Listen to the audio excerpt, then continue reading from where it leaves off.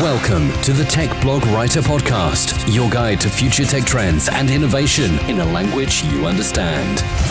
Now, over to your host, Neil Hughes. Greetings and salutations, and a big warm welcome back to the Tech Blog Writer Podcast. As you all know, I'm incredibly keen to explore how tech is transforming multiple industries all over the world. But I don't want to restrict myself to just traditional industries, especially when we're seeing the emergence of other industries that are beginning to take the stage. And I always try to walk around with my eyes wide open and soak up everything I see around the world around me and try to see how that's going to shape our future. As we end into the final quarter of 2018, a lot of people are going to be talking about 2018 being the year of artificial intelligence, machine learning and blockchain. But there is another clear trend for me this year. And that's the legalisation of marijuana or cannabis and how tech is enabling a $63 billion industry to flourish. For example, on a trip to Denver in the US earlier this year, I noticed two things. One, that Denver was thriving and growing at a rapid rate, and much of that was down to the fact that the tax dollars of the legalisation of cannabis. And while I was over there, I discovered that Colorado pot sales hit a record $1.5 billion in 2017 alone, and border towns saw a green rush from neighbours. But there's also a key number of challenges that tech was solving. For example, there are countless examples of dispensaries hoarding stashes of cash. Why? Because state legal medicinal marijuana transactions are mostly conducted with cash. Although it's legal in some states, this cash is not allowed to be deposited in a bank because the Federal Reserve regulates state-chartered member banks. So step forward blockchain and crypto, which is creating a new ecosystem and making that industry cashless. Then we have the medical aspect, where an incorrect label can be fatal. And again, blockchain can bring trust and transparency. And another thing to note is that in October this year, Canada is going to be the first entire country to legalise cannabis. But I don't want to create a picture of a Cheech and Chong movie here, because I think it's crucial to understand that we're not talking about turning Americans and Canadians into stoners. It's because we're finally accepting that extracts from this natural plant has therapeutic value for a wide range of health conditions. And this, for me, is where things get really interesting, because cannabis may be able to treat or alleviate the symptoms of a variety of serious ailments. And we're talking cancer, HIV, epilepsy, multiple sclerosis, spinal cord injury, spinal cord disease, arthritis, and end-of-life care. This is serious business in more ways than one, and something not to be sneered at. So as countries look beyond getting stoned and at the medicinal aspects, our attitudes are evolving. And as a result, we're seeing quite a few opportunities. And I want you to imagine that you've got a sick relative and the only relief that they can get is through medicinal cannabis, which has to be picked up by visiting a dispensary. Now, many people are finding that there's incredibly long waits due to just how busy these places are getting. So when I recently read that Greenbox Robotics, a Marina Del Rey company founded in June 2017, wants to bring automation to the cannabis market by using self-serve kiosks to dispense cannabis, I wanted to find out more and explore this complex industry, but ultimately how technology is solving real problems. So buckle up and hold on tight as I beam your ears all the way to LA so we can speak with Zack Johnson, Greenbox Robotics CEO and founder, where we're going to find out more about these touchscreen machines with robotic arms, biometric sensors, and even an eye in the sky. So a massive warm welcome to the show. Can you tell the listeners a little about who you are and what you do? Sure. Neil, thank you so much for having me on the show. My name is Zack Johnson, and I'm the founder of Greenbox Robotics, the first intelligent cannabis kiosk. A little bit about myself. I was born and raised in the North Shore of Massachusetts, and I dropped out of college after my freshman year to pursue my first startup in the entertainment space, which was a record label that led me to moving out to Los Angeles, California. And I've been living here for the last 10 years and you're really excited about entrepreneurship, love to help solve problems. I would say one of my passions is networking and connecting people. But yeah, that's a little bit about me. And Greenbox Robotics is the current startup that I'm working on. It's as I mentioned, the first intelligent cannabis kiosk. Excellent. Well, can I take you back in time a few moments there? Because you hinted that you were working on the record label. Can you tell me a little bit more about how you got in that business and also how you ended up where you are now? I'm just interested in your entrepreneurial story. Of course. So I was, it's kind of a story of being in the right place at the right time. I was working a summer job on Nantucket, Massachusetts, and discovered this artist who I really believed in. And I was planning on going back to the University of Massachusetts for my sophomore year where I was playing football. And I decided to call my coach and say, I'm pursuing a record label. I have an artist by the name of Sam Adams that has agreed to sign to a label that I just kind of started overnight. And 6 months after launching that record label, I was living in California and I found myself at Jimmy Iovine's house where he was looking to acquire the label and the one artist that I had on it. And it was a very interesting time because Jimmy was rolling out Beats by Dre headphones, and it was a very exciting opportunity. And I regret how stubborn and young and stupid I was in that moment because I didn't do my research before the meeting and I didn't really take the time to understand who I was meeting with and the value that they could have brought to the table for our very early stage record label. But I think that's the point of entrepreneurship and the story of life is, learn from your lessons or learn from your mistakes and don't make the same mistake twice. So I, was able to develop the artist independently and I went on to sign a few more acts. But that was a crash course in entrepreneurship and ultimately what brought me out to Los Angeles. Fantastic. Well, here we are in 2018 with Greenbox Robotics.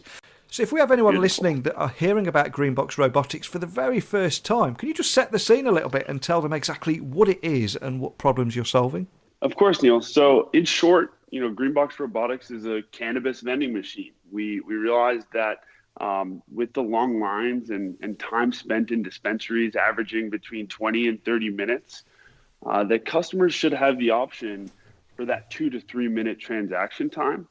And with our robotic technology and our custom guided interface, we not only have the ability to educate the customer on the effects of the products, the farms that these products were grown on, the CBD levels, the THC levels, everything is guided through that touchscreen. So you actually don't need the hand-holding of an employee or a bud tender. Rather, just go into the dispensary, select the items you want, watch the robotic arm go down into the temperature-controlled safe, select your items. And, the functionality of our machine actually enables a customer to purchase multiple items in a single transaction, which is traditionally you put in $1, you get your can of Coke, the transaction is complete. With Greenbox, we aim to always increase that cart value for our operators, but also give the customer the opportunity to learn and try new products because it's such an overwhelming landscape of new products from edibles to vaporizers, and we want to expose these products to our customers. So it's a lot more than just a vending machine. It's a fully automated solution that allows dispensary owners to essentially lower their monthly overhead, control their inventory, and understand customer activity a little bit better inside of their stores. And I do have a feeling that a robotic dispenser that lets customers buy cannabis could be a tech heaven or a tech hell, depending on your viewpoint. But can you just tell me a little bit more about Greenbox Robotics and your mission to bring automation to the cannabis market? So the mission with Greenbox Robotics is to automate the purchase flow inside of a dispensary. So currently we're seeing very big lines with a very high demanded product like cannabis in the legalized states. And we want to help customers have an in and out experience. If you think of it as a kind of a bank setting, if you walk into a bank and there's a big line waiting to speak to the bank teller, and then you have an ATM which does the exact same thing, has the same functionalities, but can automate that experience, which option are you going to go with? So with the Greenbox, we aim to be that faster transaction point where a customer who knows what they want to purchase, has been in a dispensary before, can just go up to the machine, select their products on our touchscreen, and then our robotic arm is actually going to go down into a temperature-controlled refrigerator and select those products. So in short, the Greenbox, is a vending machine, but we've spent a lot of time on the technology to introduce new products to our customers and expand the reach of our operators.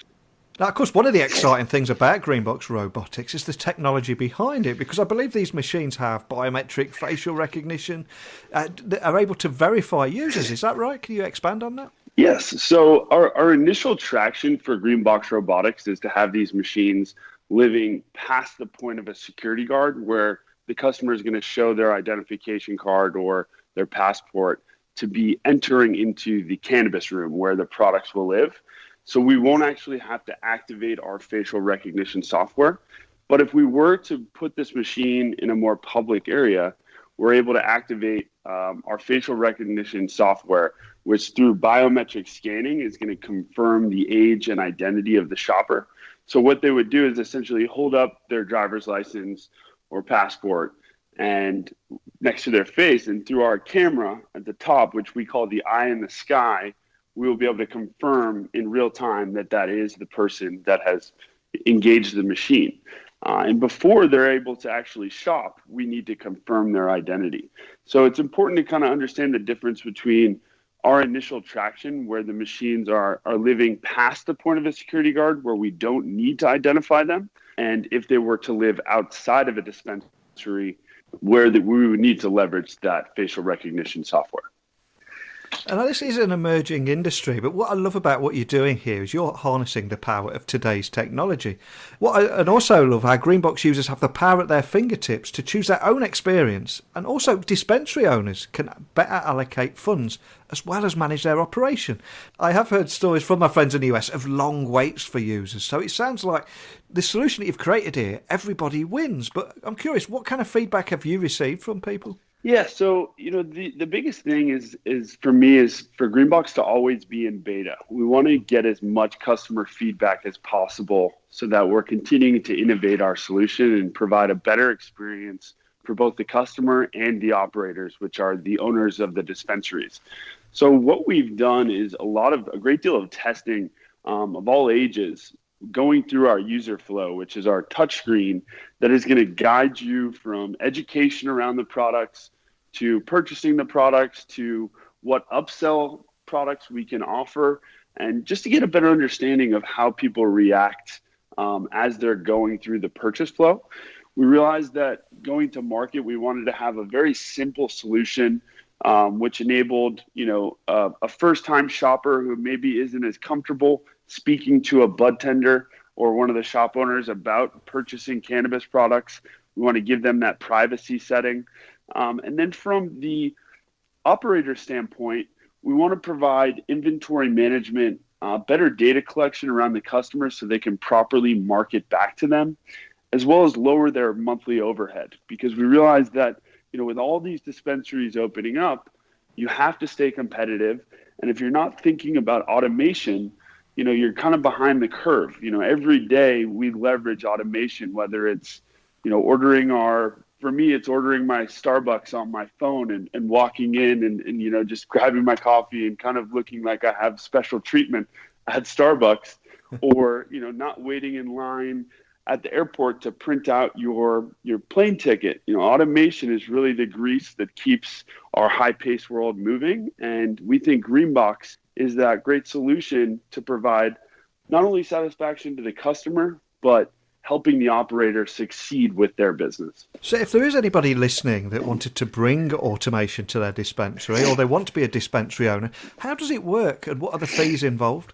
So we decided that, we didn't cut any corners with the Greenbox, and it ended up being a pretty expensive machine. So what we did is we adjusted our business model where you're going to lease the machine for us, which means we're going to be involved the entire time. So what we do is we charge an initiation fee, which includes the shipping, onboarding, and education on how to use the machine, how to stock the machine, how to adjust your interface.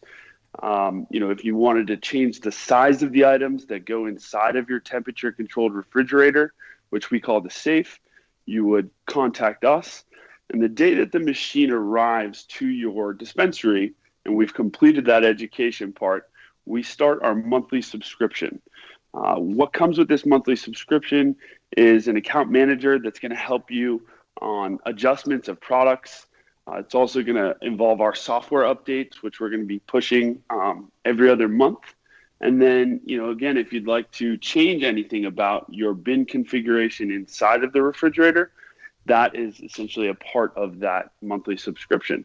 We also maintain, the functionality of the robotic arm. We want to come and check and make sure that our machines are working properly. But I think it's important that, all of our operators understand that we are, in beta, and that we want to, solve these problems with you and make the adjustments in real time. Now, I was fortunate to visit Denver earlier this year for a conference, and from a visitor to the US, it was very clear to me that Denver itself was thriving due to the tax dollars coming into the state by embracing the legalization of cannabis. I mean, how do you see this landscape evolving over the next few years? Because I've also seen outside of the US, I believe Canada is going to be the first country to legalize it. I'm just curious, from your point of view, how you're seeing this, how you would imagine it to evolve over the next few years? So what's really exciting in Canada, in October 17th, 2018, it's going to be the first fully legalized country. And of course, they're going to have different regulation province by province. But I think, from the tax standpoint, the revenue standpoint for the country, the rest of the world is going to have to watch and see how this rolls out and, take advantage of that opportunity. In the United States, we have quite a few states that are, coming around and have voted on it, but I'd like to see it. I'd like to see it progress in the United States to the point where you can purchase cannabis products, for health benefits. And right now, we have 261 dispensaries in the state of California where we are based. States like Oregon and Colorado and Washington have been extremely progressive with their thinking and their opening of dispensaries. But I would like to see over the next, 2 to 3 years, legalization in the United States. Now, you did mention the word opportunity there, so I've got to ask, with the whole of Canada coming online in October, are you going to be having any talks there, or are you planning on expanding in the future? Yes, that's a great question. We have had a couple entrepreneurs reach out to us looking to exclusively distribute our machines in Canada. And this is a really exciting opportunity for us because we do want a partner that, lives in Canada, understands the landscape, and, wants to be a part of this rise. We haven't made a decision on our partner just yet because we are, still in beta, but that is something that we are looking to do is partner with a distributor for Canada. So how many dispensers are there at the moment, and how quickly do you expect to scale? And what do the next 12 to 18 months look like for you guys? It sounds like you're going to be busy. Yes. So Urba Collective here in Los Angeles is the home of the first Greenbox setup. And what we did is we created an arcade setup where when you enter the dispensary, you're going to see 5 green boxes kitty-cornered, almost shoulder to shoulder. And you're basically going to be able to walk up, select the items from the touchscreen, and have that faster transaction. And I think the owner of Urba Collective has really given us the opportunity to design kind of the setup in his store, and we think it's a great case study that can be repeated at dispensaries all over the world. And having that partnership with the first dispensary owner is super important because thought leadership in automation is what we're looking to create. So the second you walk in the store, you'll be greeted by our machines, and we aim to have a 2 to 3 minute transaction time, which means more transactions for the operators. And that's ultimately what our goal is to help dispensaries, have more people coming in and out of their store. And for the next 12 to 18 months, our plan is to deploy 150 machines across the United States as well as Canada.